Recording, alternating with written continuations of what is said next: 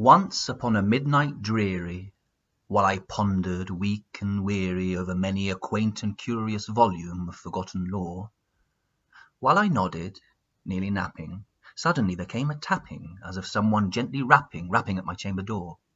"'Tis some visitor," I muttered, tapping at my chamber door. Only this, and nothing more.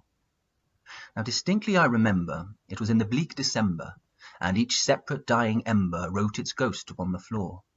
Eagerly I wished the morrow, vainly I had sought to borrow from my book surcease of sorrow, sorrow for the lost Lenore, for the rare and radiant maiden whom the angels name Lenore, nameless here forevermore. And the silken, sad, uncertain rustling of each purple curtain thrilled me, filled me with fantastic terrors never felt before, so that now, to still the beating of my heart, I stood repeating, "'Tis some visitor entreating entrance at my chamber door, some late visitor entreating entrance at my chamber door. This is it, and nothing more." Presently my soul grew stronger, hesitating then no longer. "Sir," said I, "or madam, truly your forgiveness I implore, but the fact is I was napping, and so gently you came rapping, and so faintly you came tapping at my chamber door, that I scarce was sure I heard you. Here I opened wide the door. Darkness there, and nothing more." Deep into that darkness peering, long I stood there wondering, fearing, doubting, dreaming dreams no mortal ever dared to dream before. But the silence was unbroken, and the stillness gave no token, and the only word there spoken was the whispered word, "Lenore." This I whispered, and an echo murmured back the word "Lenore," merely this, and nothing more. Back into the chamber turning, all my soul within me burning, soon again I heard a tapping, somewhat louder than before. "Surely," said I, "surely that is something at my window lattice. Let me see then where thereat is, and this mystery explore. Let my heart be still a moment, and this mystery explore. 'Tis the wind, and nothing more." Open here I flung the shutter, when, with many a flirt and flutter, in there stepped a stately raven of the saintly days of yore. Not the least obeisance made he, not a minute stopped or stayed he, but, with mien of lord and lady, perched above my chamber door, perched upon a bust of Pallas, just above my chamber door, perched and sat, and nothing more. Then this ebony bird beguiling my sad fancy into smiling, by the grave and stern decorum of the countenance it wore. "Though thy crest be shorn and shaven now," I said, "art sure no craven, ghastly, grim, and ancient raven wandering the nightly shore? Tell me what thy lordly name is on the night's Plutonian shore." Quoth the raven, "Nevermore."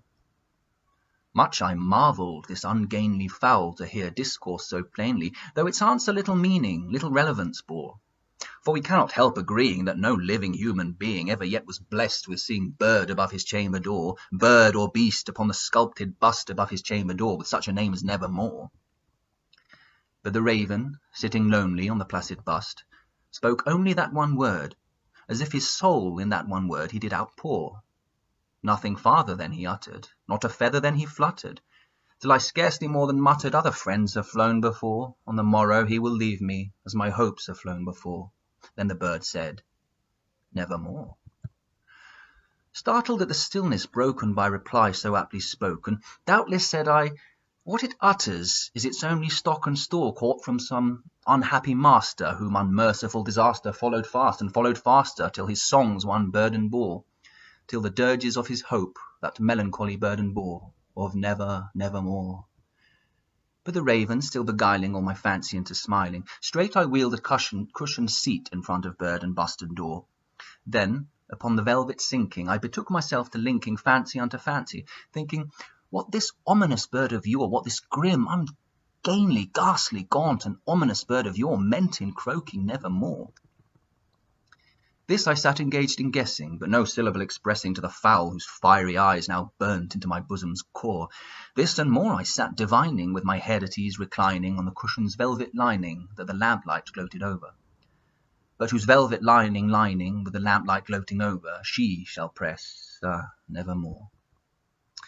Then methought the air grew denser, perfumed from an unseen censer, swung by seraphim whose footfalls tinkled on the tufted floor. "Wretch," I cried, "thy God hath lent thee, by these angels he hath sent thee, respite, bite and nepenthe thee from thy memories of Lenore. Quaff, oh quaff this kind nepenthe, and forget this lost Lenore. Quoth the raven, nevermore. Prophet, said I, thing of evil, prophet still, if bird of devil, whether tempter sent, or whether tempest toss thee here ashore, desolate, yet all undaunted, on this desert land enchanted, on this home by horror haunted, tell me truly, I implore, is there balm in Gilead? Tell me, I implore. Quoth the raven, nevermore. Prophet, said I, thing of evil, prophet still, if bird of devil, by the heaven that bends above us, by the God we both adore, tell this soul with sorrow laden, if within the distant Aidenn it shall clasp a sainted maiden whom the angels name Lenore.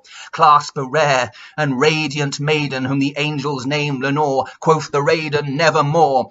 Be that word our sign of parting, bird or fiend, I shrieked up starting. Get thee back into the tempest and the night's plutonium shore. Leave no black plume as a token of that lie thou soul hath spoken. Leave my loneliness unbroken. Quit the bust above my door. Take thy beak from out my heart, and take thy form from off the door. Quoth the raven, nevermore. And the raven, never flitting, still is sitting on the pallid bust of Pallas just above my chamber door. And his eyes have all the seeming of a demon that is dreaming, and the lamplight over him streaming throws his shadow on the floor, and my soul from out that shadow lies floating on the floor, and shall be lifted nevermore.